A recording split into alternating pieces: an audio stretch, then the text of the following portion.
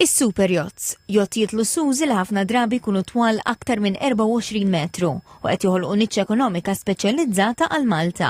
Studju tal-Uffiċċju Nazzjonali tal-Istatistika juri li fl-2022 dan is-settur iġġenera kontribuzzjoni ekonomika diretta ta' madwar 61 miljun euro.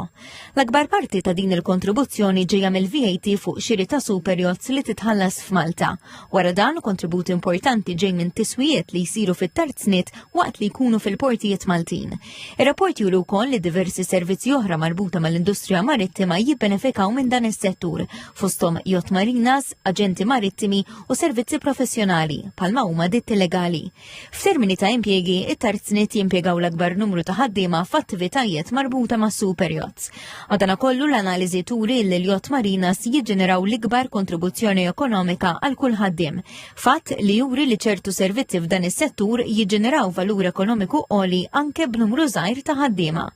L-istudju sar fuq madwar 90 kumpanija u entità li jipprovdu servizzi lis-superyachts f'Malta, fosthom tarznit, marinas, aġenti u fornituri oħra ta' servizzi marittimi.